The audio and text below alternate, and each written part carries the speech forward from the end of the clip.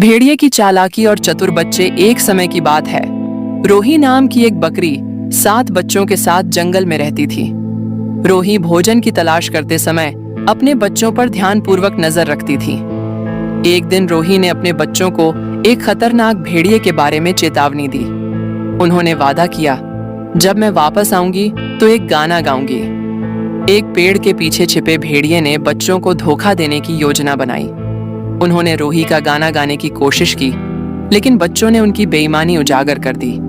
परेशान होकर भेड़िया बेहतर उपाय की तलाश में निकल पड़ा।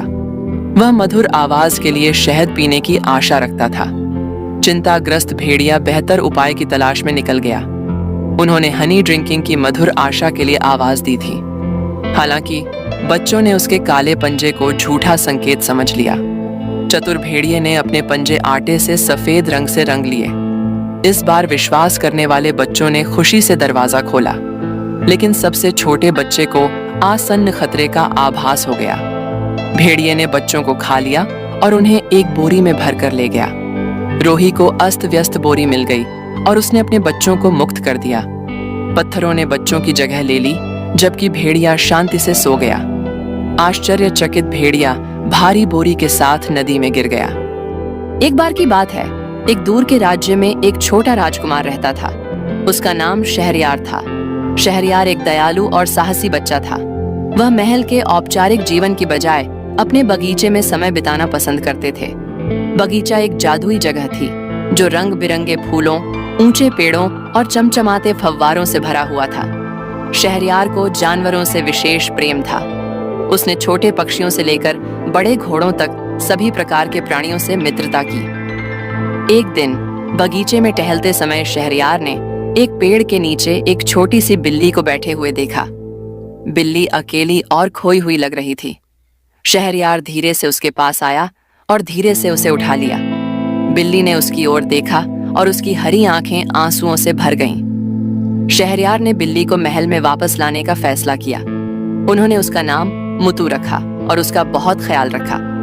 मोटो एक प्यारी और जीवंत बिल्ली निकली। वह हमेशा शहरयार के साथ रहती थी। महल और बगीचे में उसका पीछा करती थी। शहरयार और मोटो जल्द ही अविभाज्य दोस्त बन गए।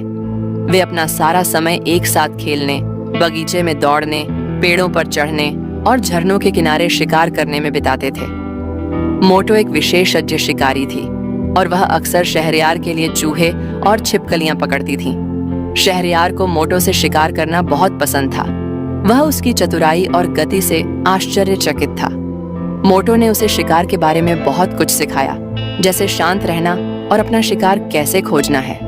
एक दिन शहरयार और मोटो बगीचे में खेल रहे थे। तभी उन्हें एक अजीब चीज दिखाई दी।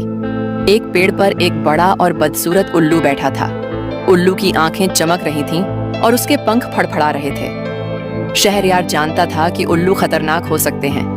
वह मोटो को लेकर भागने ही वाला था कि उल्लू ने उन पर झपट्टा मार दिया। मोटो शहरयार को धक्का देता है और उल्लू के सामने खड़ा हो जाता है। बिल्ली और उल्लू के बीच खूब लड़ाई हुई। मोटो छोटी थी, लेकिन वह तेज और होशियार थी। वह उल्लू के हमलों से बच गया और उसके पंख और चेहरे को खरोंच दिया।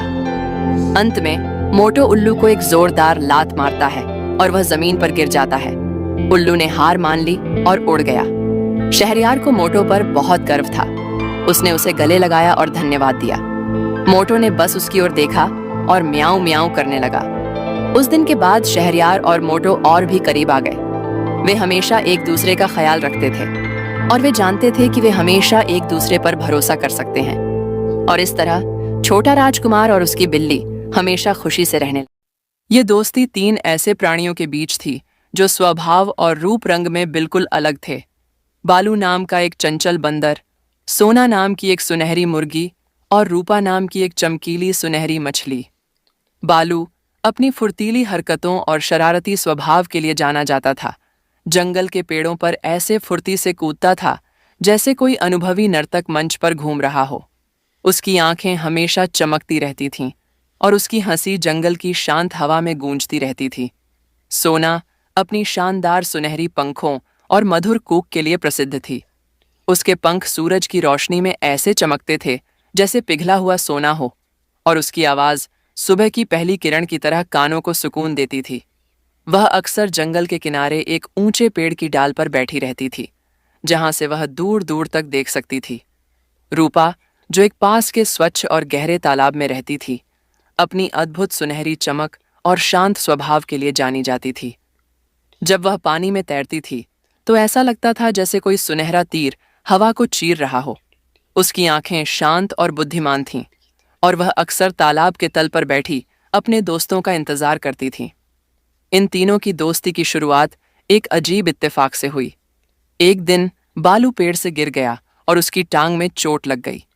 वह दर्द से कराह रहा था जब सोना ने उसे देखा। अपनी परवाह करने वाली प्रकृति के कारण सोना तुरंत उसके पास आई और अपनी मुलायम पंखों से उसे सहलाने लगी। रूपा, जो तालाब के किनारे धूप सेंक रही थी, ने भी शोर सुना और किनारे पर आ गई।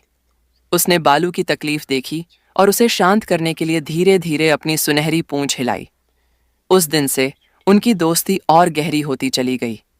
बालू अक्सर सोना के पेड़ पर चढ़ जाता और दोनों घंटों तक जंगल की कहानियां करते। सोना उसे मीठे फल और स्वादिष्ट कीड़े ढूंढने में मदद करती। रूपा तालाब के किनारे इंतजार करती, और जब बालू और सोना उसके पास आते तो वह उन्हें पानी के नीचे की अद्भुत दुनिया दिखाती।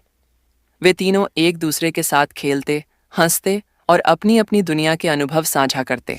उनकी दोस्ती में कई बार मुश्किलें भी आईं।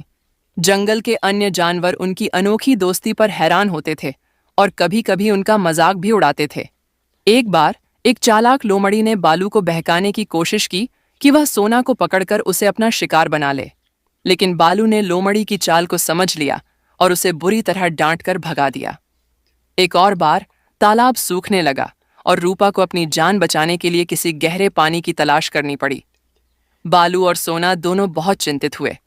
बालू ने जंगल के हर कोने में पानी की तलाश की और सोना ने ऊंची उड़ानें भरकर दूर दूर तक देखा। आखिरकार बालू को एक गुप्त झरना मिला जो एक छोटी नदी में बहता था। उसने तुरंत सोना को बताया और सोना ने उड़कर रूपा को उस झरने तक पहुंचाया। समय बीतता गया और बालू, सोना और रूपा की दोस्ती जंगल में एक मिसाल बन गई। उनकी कहानी दूर दूर तक फैल गई और अन्य जानवरों ने भी सीखा कि सच्ची दोस्ती रंग, रूप या स्वभाव की सीमाओं से परे होती है। वे तीनों हमेशा एक दूसरे के सुख दुख में साथ रहे, एक दूसरे की ताकत बने और एक दूसरे की कमजोरियों को सहारा दिया। एक दिन जंगल में एक बड़ी आपदा आई। एक भयानक तूफान आया जिसने पेड़ों को उखाड़ दिया और हर तरफ तबाही मचा दी। बालू का पेड़ टूट गया, सोना का घोंसला उड़ गया और रूपा का तालाब मिट्टी और पत्थरों से भर गया। तीनों दोस्त बिछड़ गए और एक दूसरे के लिए बहुत चिंतित हुए। तूफान थमने के बाद बालू ने सोना और रूपा को ढूंढने के लिए जंगल का कोना कोना छान मारा। सोना ने ऊंची उड़ानें भरीं और अपनी मधुर कूक से उन्हें पुकारती रही। रूपा ने मिट्टी और पत्थरों के बीच से निकलने की हर संभव कोशिश की। कई दिनों की तलाश के बाद आखिरकार उनकी मुलाकात हुई। बालू ने सोना को एक टूटे हुए पेड़ की डाल पर उदास बैठे देखा और सोना ने बालू को मिट्टी से सने हुए और थके हुए पाया। दोनों एक दूसरे को देखकर खुशी से चिल्ला पड़े। फिर उन्होंने मिलकर रूपा को ढूंढना शुरू किया। उन्हें रूपा तालाब के पास मिली जो पत्थरों के नीचे दबी हुई थी।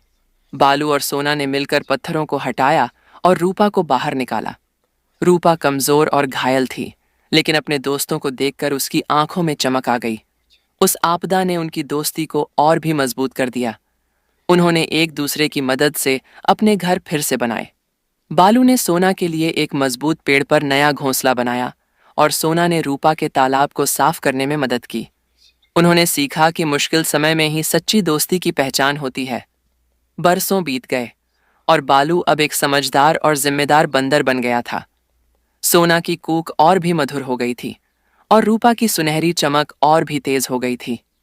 वे तीनों हमेशा साथ रहे, एक दूसरे का ख्याल रखते हुए और अपनी अनोखी दोस्ती की मिसाल जंगल के अन्य जानवरों के सामने पेश करते हुए। उनकी कहानी जंगल के बच्चों को सुनाई जाती थी, जो उन्हें सिखाती थी कि दोस्ती सबसे अनमोल खजाना है और यह किसी भी बंधन से बढ़कर होती है। बालू, सोना और रूपा की दोस्ती हमेशा जीवित रही, एक प्रेरणा बनकर कि कैसे अलग अलग स्वभाव और पृष्ठभूमि के लोग भी गहरे और अटूट बंधन बना सकते हैं। उनकी कहानी उस जंगल में हमेशा गूंजती रही, जहां उनकी अद्भुत दोस्ती की शुरुआत हुई थी।